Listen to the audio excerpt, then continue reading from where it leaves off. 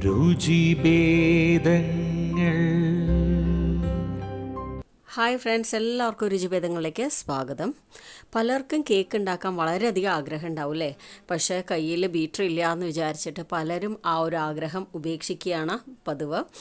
അപ്പോൾ നാട്ടിൽ വന്ന ശേഷം എൻ്റെ അവസ്ഥ അത് തന്നെയായിരുന്നു. എനിക്ക് കേക്ക് ചെയ്യണം നല്ല ആഗ്രഹമുണ്ട്, പക്ഷേ ബീറ്റർ ഇല്ലല്ലോ എന്ന് വിചാരിച്ച് കുറച്ച് നാൾ ചെയ്യാതിരുന്നു.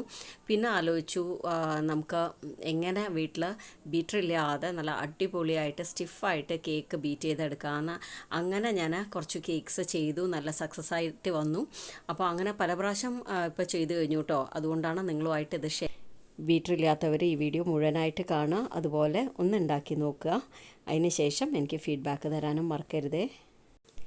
അപ്പോൾ നമ്മുടെ ചാനൽ ആദ്യമായിട്ട് കാണുന്നവരാണെങ്കിൽ നിങ്ങൾക്ക് ചാനലും വീഡിയോസൊക്കെ ഇഷ്ടമാവുകയാണെങ്കിൽ ഒന്ന് സബ്സ്ക്രൈബ് ചെയ്ത് ബെല്ലൈക്കൺ ഒന്ന് എനേബിൾ ചെയ്ത് ഓൾ കൊടുക്കണേ. ആദ്യം എന്താ ചെയ്യേണ്ടതെന്ന് വെച്ച് കഴിഞ്ഞാൽ ഒരു വലിയ ബേസിൻ എടുക്കുക. അതിന് ശേഷം അതിലേക്ക് ഞാൻ 2 ട്രേ ഐസ് ക്യൂബ്സ് ഇട്ട് കൊടുത്തിട്ടുണ്ട്.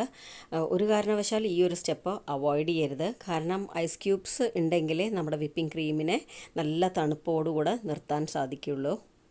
ഇനി അടുത്തത് ഞാനിവിടെ ഒരു ഡ്രൈ ആയിട്ടുള്ള കുറച്ച് നീളത്തിലുള്ള ഒരു പാത്രമാണ് എടുത്തിരിക്കണേ. അതിലേക്ക് ഞാൻ 1 കപ്പ് വിപ്പിംഗ് ക്രീം ഒഴിച്ചു കൊടുക്കുകയാണ്. എപ്പോഴും വിപ്പിംഗ് ക്രീം ഫ്രീസറിൽ നിന്ന് എടുത്ത വഴിയേ നമ്മൾ ബീറ്റ് ചെയ്യാൻ നിൽക്കരുത്. അത് താഴത്തെ ട്രേയിൽ ഒരു 2 മണിക്കൂർ വെച്ച ശേഷം മാത്രമേ ബീറ്റ് ചെയ്യാൻ തുടങ്ങാൻ പാടുള്ളൂ. നമ്മൾ ഫ്രീസറിൽ നിന്ന് എടുത്ത പാടെ ബീറ്റ് ചെയ്യാൻ നിന്ന് കഴിഞ്ഞാൽ പെട്ടെന്ന് അത് വിപ്പായി കിട്ടും. പക്ഷേ നമ്മൾ കേക്ക് ഐസിങ് ഒക്കെ ചെയ്ത് കഴിയുമ്പോഴേക്കും പെട്ടെന്ന് തന്നെ മെൽറ്റ് ആവാനും തുടങ്ങും. അപ്പോൾ അതുകൊണ്ടാണ് നമ്മളെപ്പോഴും വിപ്പിംഗ് ക്രീം നല്ല തണുപ്പ് വേണം, പക്ഷേ ക്രിസ്റ്റലൈസ് ആവരുത് എന്ന് പറയണത്. അപ്പോൾ ഇനി അടുത്തത് നമുക്ക് വേണ്ടത് ഒരു വിസ്കും അതുപോലെ തന്നെ ഒരു മത്തുമാണ്. തൈരൊക്കെ കടയില്ലേ, അതാണ്. കാരണം ഇത് രണ്ടും എല്ലാവരുടെ വീട്ടിലും മിക്കവാറും അവൈലബിൾ ആയിരിക്കുമല്ലേ. ഏതെങ്കിലും ഒന്നെങ്കിലും അവൈലബിൾ ഇല്ലാത്ത വീടുണ്ടാവില്ല. അപ്പോൾ ഇനി നമുക്കത് പതുക്കെ വിസ്ക് ചെയ്യാനായിട്ട് തുടങ്ങണം. ഇനി അടുത്തത് നമുക്ക് വേണ്ടത് കുറച്ച് ക്ഷമയാണ്. കാരണം നമുക്ക് കുറച്ച് സമയം എടുക്കണ ഒരു പ്രോസസ്സാണ് അത് അല്ലേ. കാരണം ബീറ്റർ പോലെ പെട്ടെന്ന് ആവില്ല എന്ന് എല്ലാവർക്കും അറിയാം. കുറച്ച് നേരം ബീറ്റ് ചെയ്തിട്ട് ആയില്ലല്ലോ എന്ന് പറയരുത്, അതിനായിട്ടാണ് ഞാൻ ഇത്രയും പറയണത്. അപ്പോൾ അതാ ഇങ്ങനെ വിസ്ക് ചെയ്തുകൊണ്ടിരിക്കുകയാണ്. ഈ ഒരു കാര്യം എൻ്റെ മോനാട്ടോ എനിക്ക് ചെയ്തു തരണേ. കാരണം എനിക്ക് ഒരുപാട് നേരം കൈ കൊണ്ട് ഇളക്കാൻ ബുദ്ധിമുട്ടാണ്. അപ്പോൾ അതാ കുറച്ച് നേരം വിസ്ക് വെച്ച് ചെയ്ത ശേഷം മത്തുകൊണ്ട് ചെയ്യുകയാണ്. നമ്മൾ തൈരൊക്കെ കടയണ പോലെ തന്നെ ചെയ്താൽ മതി കേട്ടോ, കറക്റ്റായിട്ട് കിട്ടും. നമുക്ക് വിസ്ക് വെച്ചും ഇതേപോലെ ചെയ്യുന്നുണ്ട്, അതുപോലെ തന്നെ മത്തുകൊണ്ടും ഇതുപോലെ ചെയ്യാം. നമ്മൾ ഒരേ ഡയറക്ഷനിൽ ചെയ്യണേനെക്കാട്ടിലും എനിക്ക് എളുപ്പം തോന്നിയത് ഇതുപോലെ നമ്മൾ തൈര് കടയണ പോലെ ചെയ്യുമ്പോഴാണ്. അപ്പോൾ ഞാൻ ഇന്ന് ഇവിടെ എടുത്തിരിക്കുന്ന ക്രീം സിൽവർ മാർക്കാണ്. ഇത് ഞാൻ ആദ്യമായിട്ട് കാണുന്ന ഒരു ബ്രാൻഡാണ്. ഞാൻ റിച്ചും അതുപോലെ തന്നെ ഫിയോണയിലൊക്കെ ചെയ്ത് നോക്കിയിട്ടോ, എല്ലാം നല്ല റിസൾട്ട് തന്നെയാണ് കിട്ടണത് ഇതുപോലെ ചെയ്യണ സമയത്ത്. പിന്നെ അതവിടെ കാണുന്ന പോലെ കുറച്ച് ഫാസ്റ്റായിട്ട് ഒരേ ഡയറക്ഷനിൽ നമുക്ക് ബീറ്റ് ചെയ്യാം. അങ്ങനെ മാറി മാറി വേണം നമ്മൾ ചെയ്യാനായിട്ട്. അപ്പോൾ അതവിടെ ഇപ്പോൾ നല്ല സോഫ്റ്റ് പീക്കായിട്ടുണ്ട്, കണ്ടില്ലേ. ഈ ഒരു സോഫ്റ്റ് പീക്ക് നമുക്ക് ഐസ്ക്രീംസ് അതുപോലെ പുഡിങ്ങിനൊക്കെ ഉപയോഗിക്കാം കേട്ടോ. അപ്പോൾ നമുക്ക് കേക്കിന് വേണ്ടത് കുറച്ചുകൂടെ സ്റ്റിഫ് പീക്കാണ്.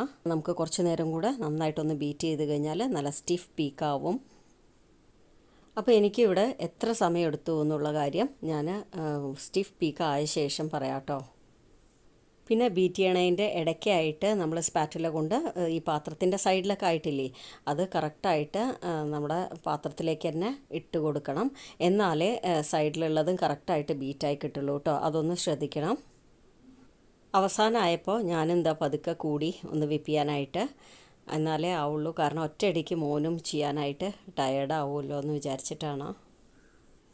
അങ്ങനെ നമ്മുടെ വിപ്പിംഗ് ക്രീം നല്ല സ്റ്റിഫ് പീക്കായിട്ട് റെഡി ആയിട്ടുണ്ട് കേട്ടോ. അപ്പോൾ ഒരു സ്പാറ്റുലയിൽ നല്ല തിക്കായിട്ട് ക്രീം എടുത്തിട്ട് അത് താഴേക്ക് കുടഞ്ഞാലും താഴേക്ക് വീഴില്ല. അപ്പോൾ അതാണ് അതിൻ്റെ ഒരു അടയാളം. പ്ലസ് നമ്മൾ പാത്രം എടുത്തിട്ട് അത് തിരിച്ച് കമിഴ്ത്തി കൊടുത്താലും താഴേക്ക് വീഴില്ല. അപ്പോൾ ഇത് രണ്ടും നിങ്ങൾ വിപ്പിംഗ് ക്രീം നിങ്ങൾക്ക് സ്റ്റിഫായിന്ന് തോന്നുകയാണെങ്കിൽ ഒന്ന് ചെയ്ത് നോക്കൂ. താഴെ വീഴുകയാണെങ്കിൽ കുറച്ച് നേരം കൂടെ ഒന്ന് ബീറ്റ് ചെയ്യണം. അപ്പോൾ എനിക്ക് ഈ ക്രീം ബീറ്റായി കിട്ടിയത് 20 മിനിറ്റ് കൊണ്ടാണ് കേട്ടോ. അപ്പം നിങ്ങൾ ഇരിക്കണ ആ സ്ഥലത്തെ ചൂടും അതുപോലെ തന്നെ എടുക്കണ ക്രീമിൻ്റെയൊക്കെ ചെറിയ ചെറിയ വ്യത്യാസങ്ങൾ ഉണ്ടാവും. അതുകൊണ്ട് കറക്റ്റായിട്ട് 20 മിനിറ്റ് ആയിക്കഴിഞ്ഞാൽ ബീറ്റ് ആയിക്കൊള്ളണമെന്നില്ല. ചിലപ്പോൾ ഇതിൽ നേരത്തെ ആവും, അല്ലെങ്കിൽ കുറച്ച് നേരം കൂടെ ആവും. അപ്പോൾ അതനുസരിച്ച് നിങ്ങൾ ചെയ്യുക. പിന്നെ ഒരു കാര്യം ഞാൻ പറയാൻ ആഗ്രഹിക്കുന്നത്, നമ്മൾ ബീറ്ററിൽ വിപ്പ് ചെയ്യണതും ഈ വിസ്ക് വെച്ച് ബീറ്റ് ചെയ്യണതും ക്വാണ്ടിറ്റിയിൽ കുറച്ച് വ്യത്യാസമുണ്ട് കേട്ടോ. ബീറ്ററിൽ വിസ്ക് ചെയ്യുമ്പോൾ നമുക്ക് കുറച്ചധികം ക്വാണ്ടിറ്റി കിട്ടും, വിസ്കിൽ ചെയ്യുമ്പോൾ കുറച്ച് ക്വാണ്ടിറ്റി കുറയും. അപ്പോൾ നിങ്ങൾ ഈ കാണുന്ന വൈറ്റ് ഫോറസ്റ്റ് കേക്ക് നമ്മുടെ ചാനലിൽ ഓൾറെഡി അപ്ലോഡ് ചെയ്തിട്ടുണ്ട്. അതും ഇതുപോലെ നമ്മൾ നേരത്തെ കാണിച്ച പോലെ ബീറ്റ് ചെയ്തെടുത്ത് ഉണ്ടാക്കിയ കേക്ക്സാണ്. ഞാൻ നാട്ടിൽ വന്ന ശേഷം എല്ലാ കേക്ക്സും ഇതുപോലെയാണ് ബീറ്റ് ചെയ്തെടുക്കണത്. അപ്പോൾ ഓർത്തു നിങ്ങളുമായിട്ട് ഷെയർ ചെയ്യാമെന്ന്. കാരണം കുറേ പേര് ബീറ്ററില്ലാതെ കേക്ക് ചെയ്യാൻ പറ്റാതെ ഇരിക്കുന്നവരുണ്ടാവും. അവർക്കൊക്കെ ഒരു ഇൻസ്പിറേഷൻ ആവട്ടെ എന്ന് വിചാരിച്ചിട്ടാണ്. അപ്പോൾ എല്ലാവരും ഇതുപോലെ ഒന്ന് ട്രൈ ചെയ്ത് നോക്കുക. കേക്ക് ഉണ്ടാക്കാൻ ഇഷ്ടമുള്ളവർ മടിക്കാതെ കേക്ക് ഉണ്ടാക്കുക. ബീറ്റർ ഇല്ലാത്തവർ ഈ ഒരു രീതിയിൽ ട്രൈ ചെയ്ത് നോക്കിയ ശേഷം ഫീഡ്ബാക്ക് അറിയിക്കാൻ മറക്കരുതേ. അപ്പോൾ നിങ്ങൾക്ക് വീഡിയോ ഇഷ്ടമായിട്ടുണ്ടെങ്കിൽ ലൈക്ക് ചെയ്യുക, ഫ്രണ്ട്സ് ഫാമിലിക്കൊക്കെ ഒന്ന് ഷെയർ ചെയ്ത് കൊടുക്കുക. പിന്നെ ആദ്യമായിട്ട് കാണുന്നവരാണെങ്കിൽ സബ്സ്ക്രൈബ് ചെയ്യാനും മറക്കരുത് കേട്ടോ.